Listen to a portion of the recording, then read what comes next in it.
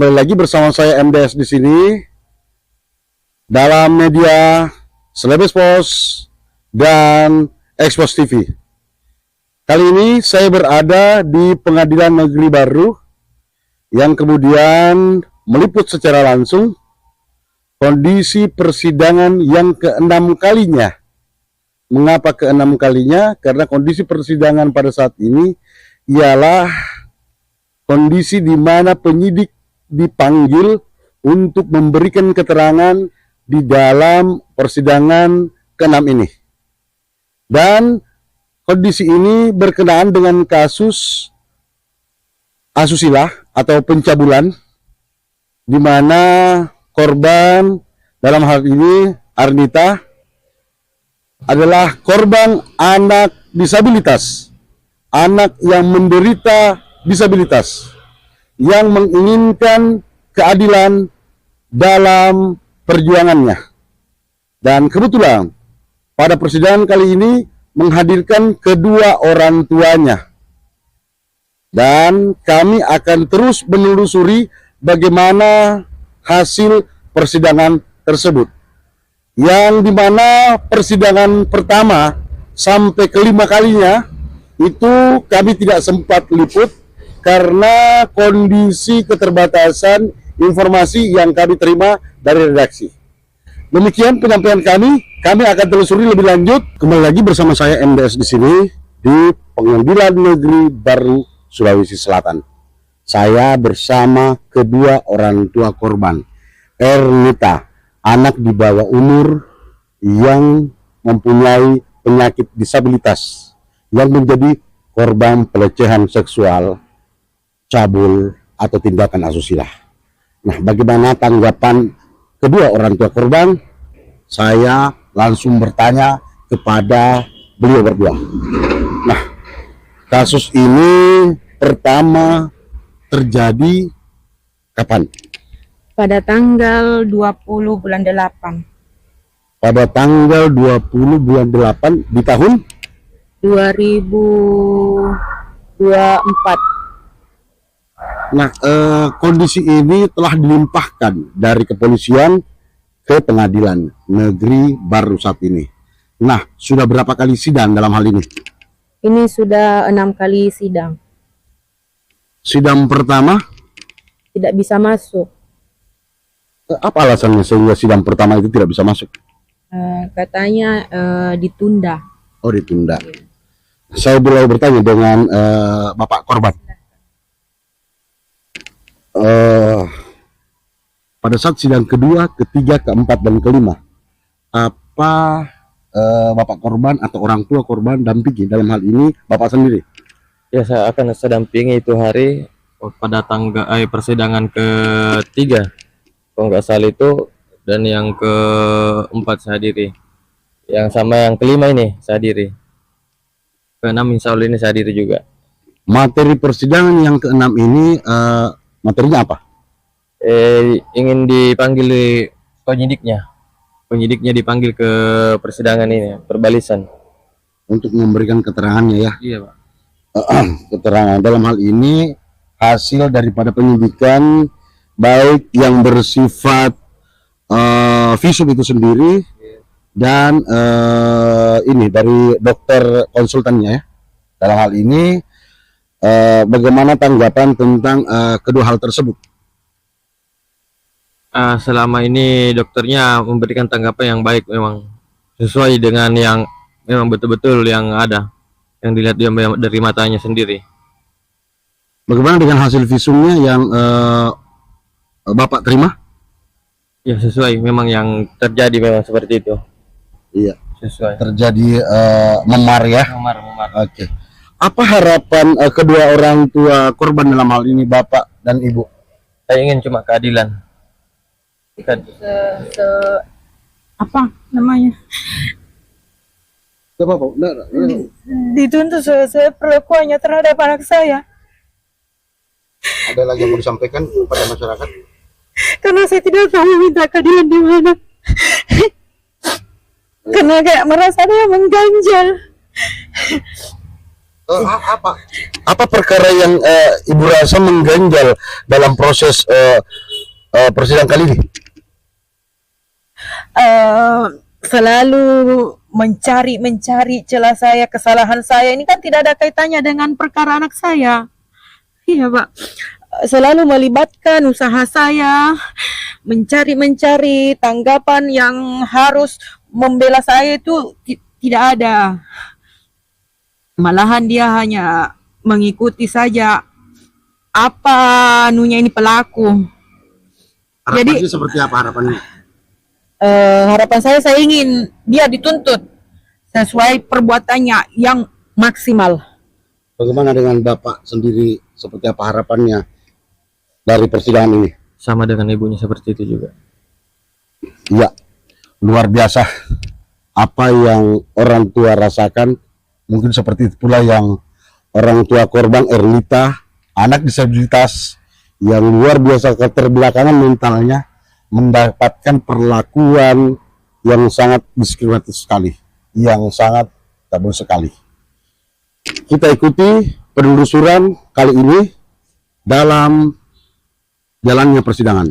Kembali lagi bersama saya di sini MDS dalam Selebes Pos Expos TV. Kali ini saya berada di depan ruangan sidang yang dilakukan dalam kondisi sidang tertutup.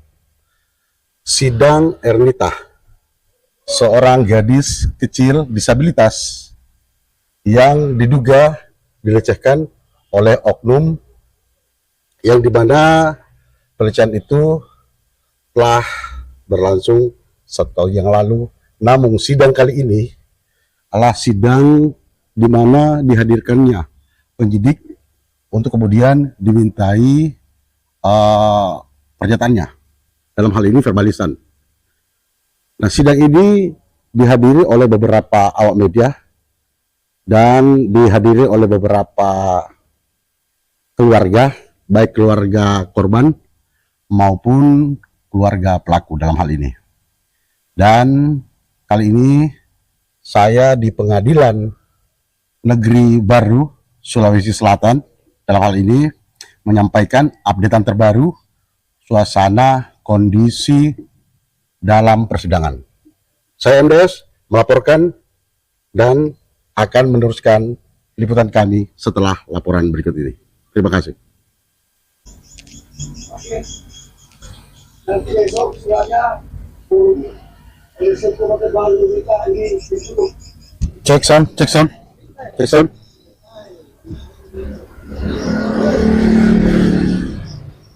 Kembali lagi bersama saya di sini MWS di Selebes Pos Expos TV. Kali ini saya berada di tempat usaha orang tua daripada korban anak disabilitas, yaitu Salon Mita Salon. Dalam hal ini kami mengabarkan setelah kami datang dari Pengadilan Negeri Kabupaten Baru memberikan pewartaan kepada para netizen sekalian, dan sidang baru-baru tadi sidang tertutup, dan kami sekarang ini ada di tempat usaha ibu anak disabilitas, yaitu anak yang bernama Arnita.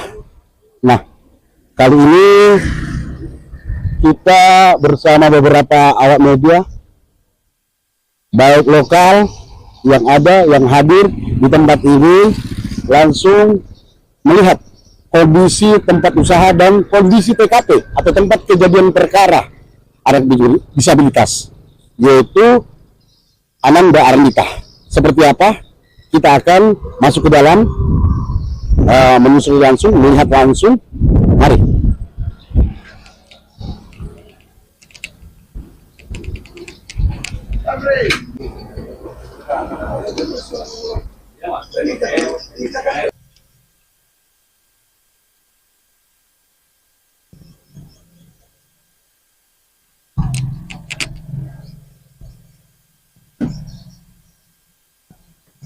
Bu, 2 menit saja, Bu. Jangan Pak, ini singkat Pak. Semenit saja, Bu. Semenit saja, Bu.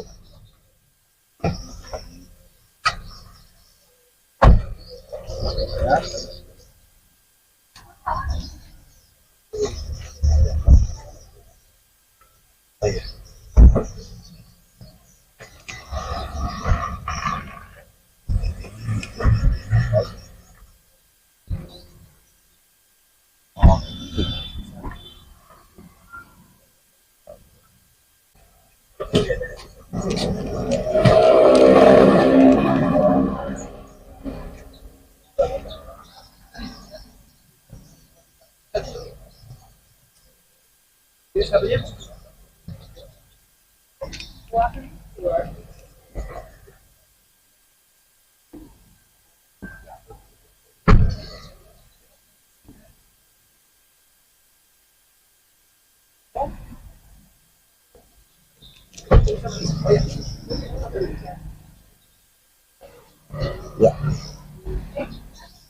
Kembali lagi bersama saya MDS di sini dalam liputan khusus Expos TV.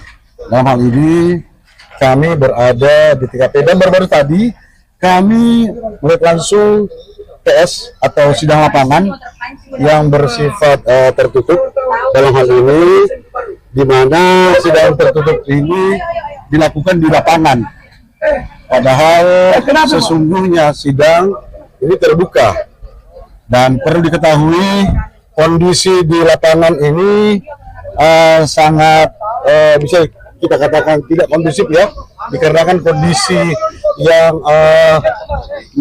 menimpa, bisa dikatakan menimpa keluarga atau orang tua korban dalam hal ini, dan kondisi ini dipenuhi oleh berbagai warga yang lokal. Dan tadi baru-baru sudah kita lakukan peliputan di Pengadilan Negeri Kabupaten Baru. Dan selanjutnya kami akan mewawancarai PPA dari provinsi. Dan kemana-mana tetap ikuti liputan kami. Saya Mes, Baru, Sulawesi Selatan. Dalam hal ini saya selaku reporter telah bolak-balik dari pengadilan ke TKP, dari TKP ke pengadilan.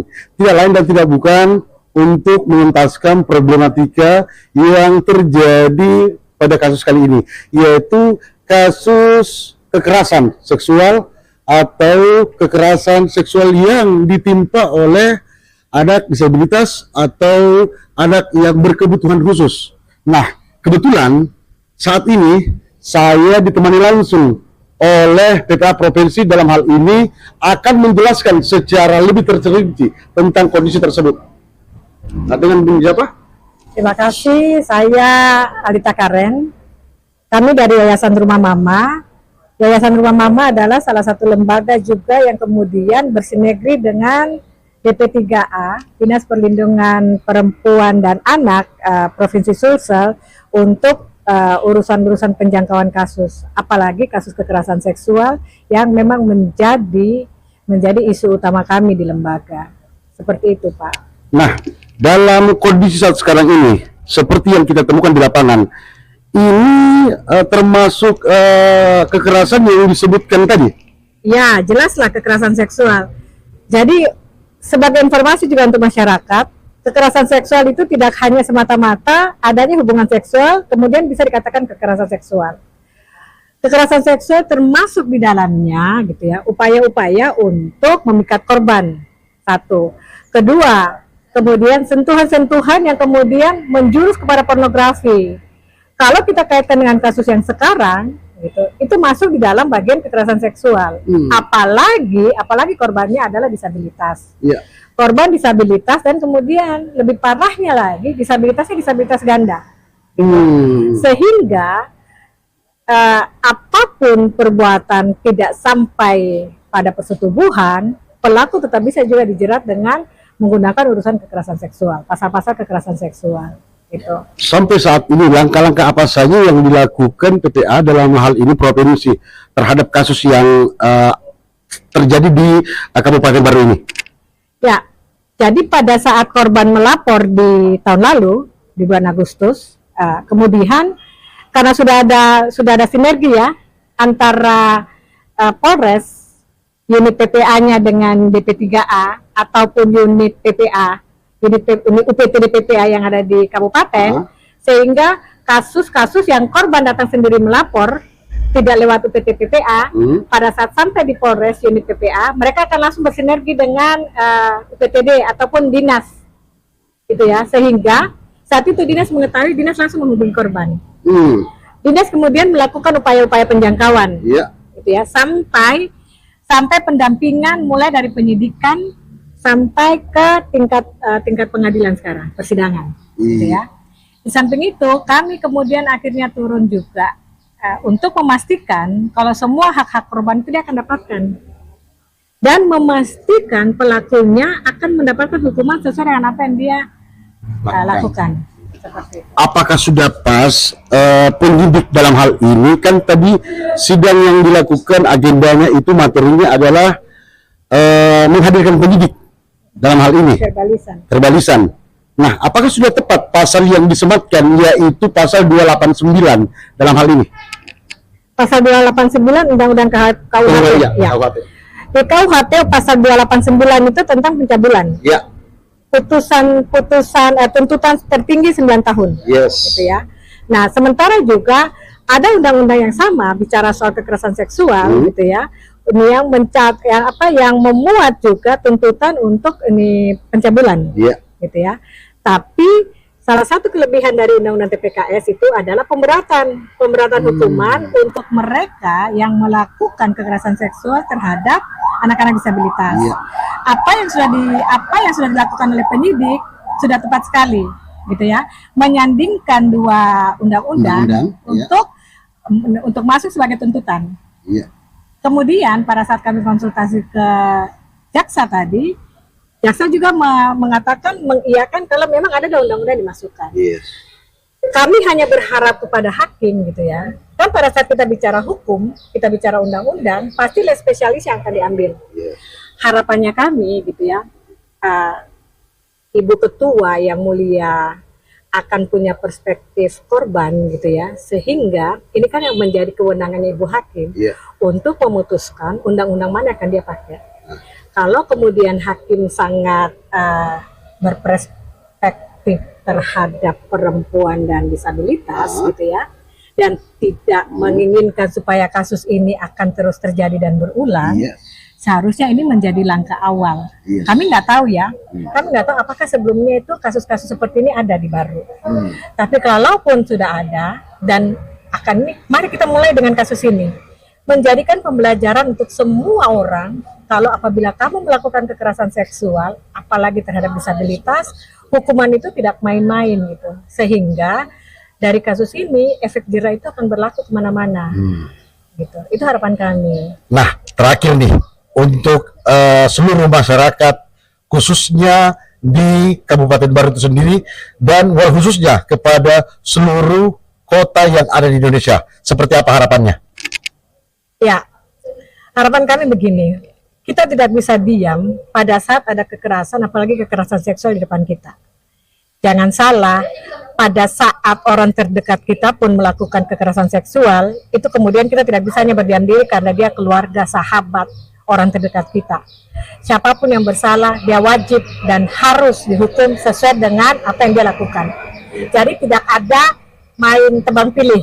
Saya kenal A, hukuman saya bisa di peringan. Saya tahu B sehingga jalan saya akan mulus-mulus saja. Itu tidak terjadi. Kami akan memastikan kalau kami akan mengawal kasus ini sampai selesai. Dan kami sangat bersyukur ada jaksa penuntut umum, ada Ibu Hakim yang menurut kami perspektifnya sangat bagus, sangat clear, sehingga ingin memastikan kalau ini harus dikawal betul ini kasus.